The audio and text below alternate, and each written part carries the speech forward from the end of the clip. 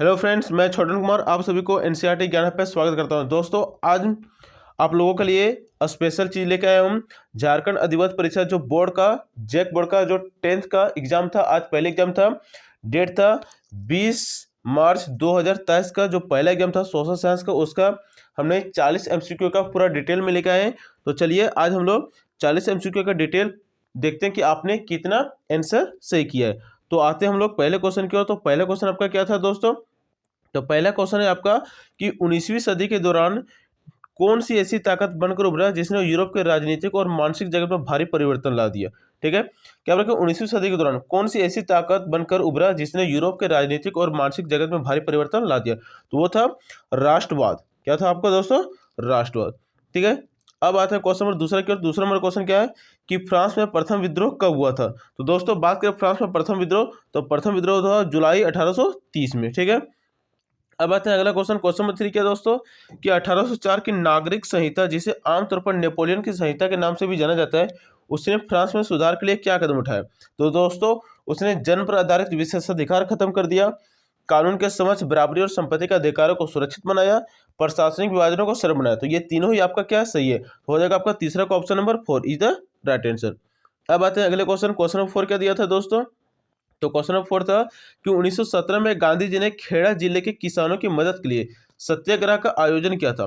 तो खेड़ा भारत के किस राज्य में स्थित है? तो दोस्तों बात करें खेड़ा का, तो खेड़ा आपका गुजरात में स्थित है। तो हो जाएगा आपका चौथा का ऑप्शन नंबर पहला। ठीक है, अब आता है क्वेश्चन नंबर 5वां की ओर। तो क्वेश्चन 5वां क्या था कि साइमन कमीशन भारत क्यों आया। तो दोस्तों बात करें साइमन कमीशन, तो साइमन कमीशन भारत आया था संवैधानिक व्यवस्था की कार्यशैली का अध्ययन करने के लिए।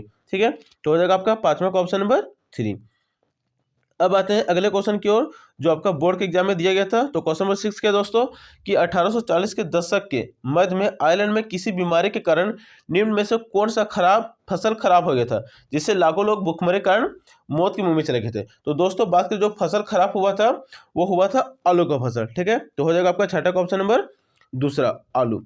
अब आते हैं question number next, question number 7 की ओर। क्वेश्चन नंबर 7 क्या दोस्तों कि प्रथम विश्व युद्ध खत्म होने के केवल 2 दशक बाद दूसरा विश्व युद्ध शुरू हो गया, जिसको बोलते हैं सेकेंड वर्ल्ड वॉर, जो कि 1939 से शुरू हुआ था और 1945 में खत्म हुआ था। तो क्या बोला, जिसमें एक गुट में धुरी शक्तियां थी, जिसमें से नाजी जर्मनी और जापान और इटली थे, और दूसरा खेमा था मित्र राष्ट्र। तो क्या बोला कि मित्र राष्ट्रों के नाम से जाना जाता था। तो उनमें कौन कौन से देश थे? तो पहला ऑप्शन क्या है ब्रिटेन, सोवियत संघ, फ्रांस और भारत। ठीक है, दूसरा ऑप्शन क्या था ब्रिटेन, फ्रांस, अमेरिका और भारत। तीसरा ऑप्शन क्या है ब्रिटेन, सोवियत संघ, फ्रांस और अमेरिका। तो बिल्कुल दोस्तों तीसरा नंबर आपका ऑप्शन बिल्कुल सही है, ब्रिटेन, सोवियत संघ जो कि आज का रूस है, फ्रांस और अमेरिका। तो हो जाएगा आपका 7वां का ऑप्शन नंबर 3।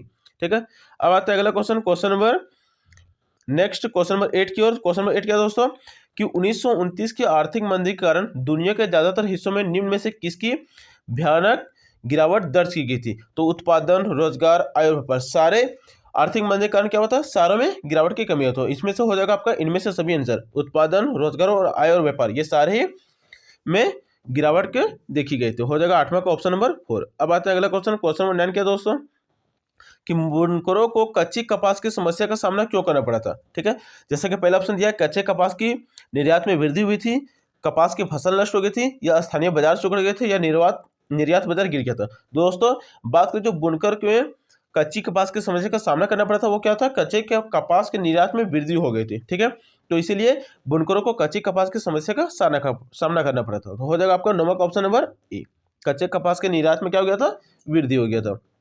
अब आते हैं क्वेश्चन नंबर 10 की ओर। तो क्वेश्चन नंबर 10 क्या था जो आपके बोर्ड के एग्जाम में पूछा गया था कि 19वीं शताब्दी के दौरान ब्रिटेन में सर्वाधिक गतिशील उद्योग कौन से थे। धातु और चीनी का था, कपास और चीनी का था, कपास और धातु का था, या कपास और पेट्रोलियम का था। तो दोस्तों बात करें 19वीं सदी के दौरान ब्रिटेन में सर्वाधिक गतिशील उद्योग जो थे वो थे आपका कपास और धातु का। तो हो जाएगा आपका 10वां का ऑप्शन नंबर 3। अब आते हैं क्वेश्चन नंबर 11 की ओर। तो क्वेश्चन नंबर 11 क्या दोस्तों कि मुद्रण तकनीक सबसे पहले कहाँ विकसित हुई। तो ये हुई थी आपका चीन में। तो हो जाएगा 11वां का ऑप्शन नंबर दूसरा। अब आते हैं अगला क्वेश्चन की ओर। क्वेश्चन नंबर 12 क्या दोस्तों कि निम्न जातीय आंदोलन के मराठी प्रणेता कौन थे जिन्होंने अपनी पुस्तक गुलामगिरी में जाति प्रथा के अत्याचारों पर लिखा था। तो वो आपका था ज्योतिबा फुले। ठीक है, तो क्या था क्वेश्चन कि मराठी प्रणेता जिनने अपनी पुस्तक क्या लिखी गुलामगिरी में जातीय प्रथा के अत्याचारों पर लिखा था, तो वो थे ज्योतिबा फुले। तो हो जाएगा 12 का ऑप्शन नंबर पहला। अब आते हैं नेक्स्ट क्वेश्चन, क्वेश्चन नंबर 13 की ओर। तो क्वेश्चन नंबर 13 क्या है कि समाप्यता के आधार पर संसाधनों को दो भागों में बांटा जाता है, तो उसके नाम क्या है। तो समाप्यता के जो आधार पर दो भागों बांटा गया संसाधन का, उसका नाम है नवीकरणीय संसाधन और दूसरा है अनवीकरणीय संसाधन। तो हो जाएगा 13 का ऑप्शन नंबर दूसरा। अब आते हैं अगला क्वेश्चन की ओर। तो क्वेश्चन नंबर 14 क्या है दोस्तों कि संसाधनों के अंधाधुंध शोषण से किस प्रकार का वैश्विक परिस्थिति संकट पैदा हो गया है। तो भूमंडलीय तापन भी हो गया है, ओजोन परत का अवक्षेपण भी हो गया और पर्यावरण प्रदूषण तो हो ही रहा है, ठीक है। क्योंकि संसाधनों के अंधाधुंध शोषण से, संसाधन क्या है जो हमारे आसपास की वस्तु जो हमारी जरूरत के, तो जैसे पेड़ कट रहा है, खनन हो रहा है, तो ये सब क्या रहा है अंधाधुंध शोषण हो रहा है। तो इसके कारण ओजोन परत का अवक्षय भी हो रहा है, भूमंडलीय तापमान भी बढ़ रहा है जिसको बोलते हैं ग्लोबल वार्मिंग, और पर्यावरण का प्रदूषण। तो इनमें से हो जाएगा आपका सभी, तो हो जाएगा 14 का ऑप्शन नंबर 4। अब आते हैं क्वेश्चन नंबर 15 की ओर। तो क्वेश्चन नंबर 15 क्या दोस्तों कि वनों और वन जीव संरक्षण का करना आवश्यक है, क्योंकि इसमें पहला ऑप्शन क्या है कि पारिस्थितिकी विविधता बनी रहती है, दूसरा जीवन सांधि संसाधन जलवायु और मृदा बनी रहती है, तीसरा बेहतर जनन के लिए वनस्पति और पशुओं में जीनी विविधता को संरक्षित करती है, और इनमें से सभी। दोस्तों वन और वन जीवन का संरक्षण करना आवश्यक है, क्योंकि परिस्थितिकी विविधता क्या रहती है, बनी रहती है, ठीक है। हो जाएगा आपका 15 का ऑप्शन नंबर पहला। अब आते हैं question number next, question number 16 की ओर। तो क्वेश्चन नंबर 16 क्या दोस्तों कि वन और वन प्राणियों के संरक्षण के लिए किस प्रकार के वनों को सर्वाधिक मूल्यवान माना जाता है। तो वो आपका आरक्षित वन, ठीक है, इसमें कुछ रिस्ट्रिक्शन भी रहता है, ठीक है। तो हो जाएगा आपका 16 का ऑप्शन नंबर दूसरा। अब आता है क्वेश्चन नंबर 17 की ओर। तो क्वेश्चन नंबर 17 क्या दोस्तों कि प्रचुर मात्रा में जल उपलब्ध होने के बावजूद जल किन कारणों से प्रदूषित और मानव उपयोग के लिए खतरनाक बनते जा रहे हैं। तो घरेलू और औद्योगिक अपशिष्ट के मिलने से, रसायनों के अधिक प्रयोग से, और कीटनाशकों और कृषि में प्रयुक्त उर्वरक के प्रयोग से। तो ये सारी ऑप्शन क्या है, सही है। तो हो जाएगा आपका 17 का ऑप्शन नंबर 4। अब आते हैं अगला क्वेश्चन, क्वेश्चन नंबर 18 की ओर। तो क्वेश्चन नंबर 18 क्या दोस्तों कि मानसून के आगमन के साथ जो फसलें बोई जाती है वो किस फसल के अंतर्गत आती है। तो दोस्तों जब बरसात होती है, मानसून आती है, तो उस टाइम पे जो फसल बोई जाती है उसको बोलते हैं खरीफ फसल, ठीक है। और जाड़े के समय जो फसल बोई जाती है उसको बोलते हैं रबी फसल, और जो गर्मियों में बोई जाती है उसको बोलते हैं जायद फसल। तो हो जाएगा आपका 18 का ऑप्शन नंबर ए खरीफ फसल। अब आता है क्वेश्चन नंबर 19 की ओर। तो क्वेश्चन नंबर 19 क्या है दोस्तों कि पवन और सौर ऊर्जा संसाधनों के बहुतायत भारत के किस राज्य में अधिक पाए जाते हैं। कहने का मतलब क्या है कि पवन ऊर्जा और सौर ऊर्जा भारत के किस राज्य में सबसे अधिक पाई जाती है। तो वो आपके पाई जाती है राजस्थान में, क्योंकि यहाँ पे सौर ऊर्जा भी और पवन ऊर्जा भी अधिक मात्रा में पाई जाती है, ठीक है। पाई जाती है मतलब यहाँ पे अधिक मात्रा में उत्पादन की जाती है, ठीक है। अब आता है क्वेश्चन नंबर 20 की ओर। तो क्वेश्चन नंबर 20 क्या दोस्तों कि जल और उर्वरक के अधिक और अविवेकपूर्ण प्रयोग से किस प्रकार की समस्या पैदा हो गई है। कहने का मतलब क्या है कि जल और उर्वरक मतलब सल्फेट जो आप लोग खेतों में डालते हैं, ठीक है, इसके अविवेकपूर्ण उपयोग मतलब कि जितना चाहे उतना प्रयोग करते हैं, इस कारण कौन सी समस्या पैदा हो सकती है। तो जल का कारण जल की कमी हो सकती है, लवणता मिट्टी में क्या होती है कि लवण की मात्रा अधिक बढ़ जाती है, और सूक्ष्म पोषक तत्वों की क्या हो जाती है कमी, मतलब कि जो फसलों को उत्पादन करने के लिए जो पोषक तत्व की रहती है उसकी कमी हो जाती है, ठीक है। तो इनमें से सारा ऑप्शन क्या है आपका सही, तो हो जाएगा 20 का ऑप्शन नंबर 4 इनमें से सभी। अब आता है क्वेश्चन नंबर 21 की ओर। तो क्वेश्चन नंबर 21 क्या दोस्तों कि औद्योगिक विकास की रीढ़ के रूप में किस खनिज को महत्वपूर्ण माना जाता है। कहने का मतलब क्या है कि औद्योगिक विकास की रीढ़ की हड्डी के रूप में, ठीक है, किस खनिज को सबसे महत्वपूर्ण माना जाता है, ठीक है। तो वो आपका लौह अयस्क। तो हो जाएगा आपका 21 का ऑप्शन नंबर दूसरा लौह अयस्क। अब आता है नेक्स्ट क्वेश्चन, क्वेश्चन नंबर 22 की ओर। तो क्वेश्चन नंबर 22 के दोस्तों कि निम्न में से किस प्रकार के खनिजों का प्रयोग आणविक ऊर्जा के उत्पादन में किया जाता है, ठीक है, नाभिकीय ऊर्जा जिसको बोलते हैं, ठीक है। तो वो आपका यूरेनियम और थोरियम। तो हो जाएगा 22 का पहला ऑप्शन नंबर यूरेनियम और थोरियम। अब आता है अगला क्वेश्चन, क्वेश्चन नंबर 23 क्या है कि वायु प्रदूषण निम्न में से किस पर अपना दुष्प्रभाव डालता है। तो मानव के स्वास्थ्य पर तो डालता ही है। अब जब मानव के स्वास्थ्य पर प्रभाव डालेगा तो जाहिर सी बात है कि पशुओं भी, क्योंकि पशु भी क्या लेते हैं ऑक्सीजन लेते हैं सांस के रूप में। अब बचा पौधे, तो पौधे क्या करते हैं भले वो कार्बन डाइऑक्साइड, लेकिन अधिक मात्रा में प्रदूषण जब वायु हो जाएगा तो उसकी पत्तियां पीली पड़ने लगती है और गिरने लगती है। तो ये तीनों पर भी प्रभाव डालता है आपका वायु प्रदूषण। तो हो जाएगा मानव स्वास्थ्य पर, पशुओं पर और पौधों पर, ये तीनों आपका क्या हो जाएगा सही। तो हो जाएगा इसमें से 23 का ऑप्शन नंबर 4 इनमें से सभी। अब आते हैं नेक्स्ट क्वेश्चन, क्वेश्चन नंबर 24 की ओर। तो क्वेश्चन नंबर 24 क्या है दोस्तों आपका बात करें क्वेश्चन नंबर 24 की ओर। तो क्वेश्चन नंबर 24 है कि बेल्जियम में अल्पसंख्यक के रूप में किस भाषा के बोलने वाले लोग तुलनात्मक रूप से ज्यादा समृद्ध और ताकतवर है। तो वहां पे जो फ्रेंच भाषी लोग हैं जो अल्पसंख्यक रूप में है वो ज्यादा ताकतवर और समृद्ध है। तो हो जाएगा आपका 24 का पहला नंबर ऑप्शन फ्रेंच। अब आता है नेक्स्ट क्वेश्चन, क्वेश्चन नंबर 25 की ओर। क्या बोला है कि जब 1956 में श्रीलंका में कानून बनाया गया तो उनमें से किन किन बातों को जोड़ा गया। तो दोस्तों बात करें जब 1956 में श्रीलंका में कानून बनाया गया था तो उसमें सिंहलियों को एकमात्र भाषा राजभाषित घोषित किया गया था, ये भी सही है। सरकारी नौकरी में सिंहलियों को प्राथमिकता दी गई, ये भी सही है।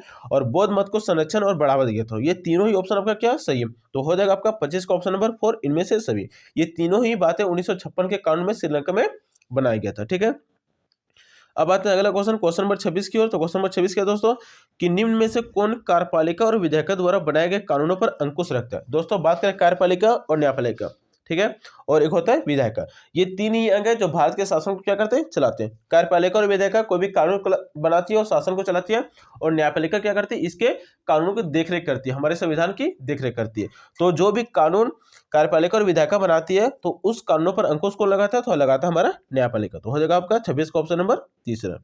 अब आता है अगला क्वेश्चन, क्वेश्चन नंबर 27 की ओर। तो क्वेश्चन नंबर 27 क्या है कि पोखरण, जहां भारत ने 1998 में अपने परमाणु परीक्षण किया, वह भारत के किस राज्य में। दोस्तों बात करें पोखरण, तो ये पोखरण आपका है राजस्थान में, ठीक है। तो हो जाएगा आपका 27 का पहला नंबर ऑप्शन राजस्थान। अब आता है क्वेश्चन नंबर 28 की ओर। तो क्वेश्चन नंबर 28 के दोस्तों कि सामाजिक विभाजन अधिकांशतः आधारित होता है, किस पर आधारित होता है। जो सामाजिक विभाजन है, समाज में जो विभाजन होता है वो किस पर आधारित है, तो वो आपका जन्म पर आधारित है, ठीक है। अब आता है नेक्स्ट क्वेश्चन, क्वेश्चन नंबर 29 की ओर। क्वेश्चन नंबर 29 क्या कि सांप्रदायिक राजनीतिक इस सोच पर आधारित होती है कि धर्म ही सामाजिक समुदाय का निर्माण करता है, इस मान्यता के अनुकूल सोचना क्या कहलाता है, तो ये कहलाता है आपका सांप्रदायिकता, ठीक है। तो 29 नंबर क्या होगा कि सांप्रदायिक राजनीति इस सोच पर क्या होती है कि धर्म ही क्या है, सामाजिक समुदाय का निर्माण करती है, तो ये सांप्रदायिकता के अंतर्गत आता है। तो हो जाएगा 29 का ऑप्शन नंबर दूसरा। अब आता है क्वेश्चन नंबर 30 की ओर। तो क्वेश्चन नंबर 30 क्या है कि निम्न में से किस राज्य में शिशु मृत्यु दर सबसे कम है, ठीक है। तो वो आपका केरल राज्य में। केरल राज्य में क्या है कि शिशु मृत्यु दर सबसे कम है। कहने का मतलब क्या है कि जितना शिशु जन्म लेता है, ठीक है, और जितना मृत्यु होता है, उसमें से जो टोटल राज्य है भारत में 29 राज्य, उनमें से 28 राज्य, उनमें से सबसे जो कम मृत्यु दर है बच्चों का, वो है आपका केरला में। तो हो जाएगा 30 का ऑप्शन नंबर तीसरा। अब आता है नेक्स्ट क्वेश्चन, क्वेश्चन नंबर 31 की ओर। तो क्वेश्चन नंबर 31 क्या है कि निम्न में से किसे औसत आय भी कहा जाता है। तो दोस्तों प्रति व्यक्ति आय, पर कैपिटा इनकम को ही औसत आय भी कहा जाता है। तो हो जाएगा 31 का ऑप्शन नंबर दूसरा। अब आता है अगला क्वेश्चन, क्वेश्चन नंबर 32 की ओर। तो 32 क्या है कि सार्वजनिक और निजी क्षेत्र किस आधार पर विभाजित है, ठीक है। जो आपका सार्वजनिक और निजी क्षेत्र है वो किस आधार पर आधारित है। तो निजी क्षेत्र क्या होगा, जो किसी एक व्यक्ति का अधिकार पर होता है, और सार्वजनिक क्या होगा, जिसका सभी समाज का होता है, तो वो उद्यमों के स्वामित्व पर आधारित होता है, ठीक है। तो हो जाएगा आपका 32 का ऑप्शन नंबर दूसरा, उद्यमों के स्वामित्व के आधार पर। अब आते हैं अगला क्वेश्चन, क्वेश्चन नंबर 33 की ओर। तो क्वेश्चन नंबर 33 क्या है कि कौन सा क्षेत्र भारत में सबसे बड़े रोजगार उत्पादक क्षेत्र के रूप में जाना जाता है। कहने का मतलब क्या है कि भारत में कौन सा ऐसा क्षेत्र है, प्राथमिक क्षेत्र, द्वितीय क्षेत्र, तृतीय क्षेत्र, जो सबसे ज्यादा रोजगार को उत्पादक क्षेत्र के रूप में माना जाता है। तो वो आपका प्राथमिक क्षेत्र है जिसमें से कृषि आता है, ठीक है, क्योंकि भारत में अधिकांश लोग क्या करते हैं, कृषि करते हैं। तो हो जाएगा आपका 33 का ऑप्शन नंबर 4। अब आता है अगला क्वेश्चन, क्वेश्चन नंबर 34 की ओर। तो क्वेश्चन नंबर 34 क्या है कि निम्न में से कौन महत्वपूर्ण मध्यवर्ती भूमिका प्रदान करके आवश्यकता के दोहरे संयोग की जरूरत को क्या करते हैं, खत्म करते हैं। तो वो आपका मुद्रा है, ठीक है। तो हो जाएगा 34 का ऑप्शन नंबर पहला। अब आता है नेक्स्ट क्वेश्चन, क्वेश्चन नंबर 35 को। तो क्वेश्चन नंबर 35 क्या है कि सामान्यतः बहुराष्ट्रीय कंपनियां उसी स्थान पर उत्पादन इकाई स्थापित करती है जहां पहला ऑप्शन क्या है कि बाजार नजदीक हो, दूसरा ऑप्शन कम लागत पर श्रमिक उपलब्ध हो, तीसरा ऑप्शन उत्पादन के अन्य कारक उपलब्ध हो, और इनमें से सभी। तो दोस्तों कोई भी कंपनी रहे, चाहे वो छोटी हो चाहे वो बड़ी हो, वो कंपनी अपना वहीं उसी स्थान पर लगाएगी जहां पर उसे सस्ता मजदूर मिले, सस्ता बिजली मिले, सस्ता पानी मिले, जो जिस चीज का उत्पादन करे वो उसका कच्चा पदार्थ में मिले, तो कंपनी वहीं पे लगाएगी। ऐसा बात तो नहीं है कि मान के चलो कि कोई कंपनी आ रही है, अब जहाँ पे उसको जिस चीज का वो फैक्ट्री लगा रही है, जैसे मान के चलो बिजली का फैक्ट्री लगा रही है, अब वहाँ पे कोयला दूर दूर तक है नहीं, अब वहाँ पे फैक्ट्री लगे तो उसको कोई फायदा होगा नहीं, क्योंकि कोयला लाए जाने में बहुत ज्यादा खर्च होगा। तो कोई भी कंपनियां वो उत्पादन इकाई वहां लगाती है जहाँ पे सबसे ज्यादा बाजार नजदीक हो, ताकि वो अपना प्रोडक्ट बेच सके, ठीक है, कम लागत पर श्रमिक उपलब्ध हो और उत्पादन के अन्य कारक भी उपलब्ध हो। तो इनमें से हो जाएगा आपका सही। तो 35 का ऑप्शन नंबर हो जाएगा 4। अब आता है नेक्स्ट क्वेश्चन, क्वेश्चन नंबर 36 की ओर। तो क्वेश्चन नंबर 36 क्या है कि विभिन्न देशों को बाजारों को जोड़ने या एकीकरण में निम्न में से कौन सहायक है। दोस्तों बात करें देश को, अलग अलग देश का बाजारों को जोड़ने के लिए जो लगेगा उसको बोलते हैं फॉरेन ट्रेड, या बोलते हैं विदेशी व्यापार, एक दूसरे देशों से व्यापार किया जाता है, ठीक है। तो हो जाएगा आपका 36 का ऑप्शन नंबर दूसरा। अब आता है नेक्स्ट क्वेश्चन, क्वेश्चन नंबर 37 क्या है कि 1960 के दशक में व्यवस्थित रूप में उपभोक्ता आंदोलन का उदय निम्न में से किन कारणों से हुआ था। तो अत्यधिक खाद की कमी, खदानों की जमाखोरी और खदान पदार्थों में तेलों में मिलावट करना, ये तीनों ही आपका सही है। तो हो जाएगा इनमें 37 का ऑप्शन नंबर 4, ठीक है, इनमें से सभी। अब आते हैं क्वेश्चन नंबर 38 की ओर। तो क्वेश्चन नंबर 38 क्या है कि संविधान में संशोधन करके लोकतांत्रिक शासन व्यवस्था के तीसरे स्तर को किस प्रकार बनाया गया? तो वो बनाया गया आपका शक्तिशाली और प्रभावी बनाया गया। ठीक है, क्योंकि संविधान का संशोधन करके अप्रभावी तो बना नहीं सकते हैं। ठीक है, तो शक्तिशाली और प्रभावी बनाया गया, तो हो जाएगा 38 का ऑप्शन नंबर 1। अब आता है क्वेश्चन 39 की ओर। तो क्वेश्चन 39 क्या है कि अन्य जाति समूह से भेदभाव और उन्हें अपने से अलग मानने की धारणा निम्न में से किस व्यवस्था पर आधारित है? इस क्वेश्चन में थोड़ा सा हमें कंफ्यूजन लग रहा है, तो इसका भी हम लोग आंसर पेंडिंग में छोड़ते हैं। ठीक है, क्वेश्चन क्या है पहले ध्यान से पढ़ लेते हैं कि अन्य जाति समूह से भेदभाव और उन्हें अपने से अलग मानने की धारणा निम्न में से किस व्यवस्था पर आधारित है? ठीक है, तो ये मेरे ख्याल से वन व्यवस्था पर हो सकता है, लेकिन आंसर कंफर्मेशन नहीं है। तो अब आते हैं नेक्स्ट क्वेश्चन, क्वेश्चन नंबर 40 की ओर, जो कि आपका जैक बोर्ड का जो आज सोशल साइंस का एग्जाम का हुआ था उसका अंतिम क्वेश्चन है एमसीक्यू का। तो 40 क्वेश्चन क्या है कि लोकतांत्रिक व्यवस्था में हित समूहों या दबाव समूह की मुख्य उपयोगिता निम्न में से क्या है? तो सरकार को सजग बनाए रखना, आंदोलन को सफल बनाना और राजनीतिक दलों पर प्रभाव डालना, इनमें से सभी ये आपका सही आंसर हो सकता है। ठीक है दोस्तों, तो आज के लिए इतना ही। मिलेंगे ऐसे ही और वीडियो में जब आपका और एग्जाम साइंस का हो, चाहे मैथ का, चाहे और भी कोई एग्जाम हो, जिसका एमसीक्यू हम आपके लिए जल्द लेके आएंगे जैसे ही आपका एग्जाम होगा। तो आपके आने वाले एग्जाम के लिए शुभकामनाएं।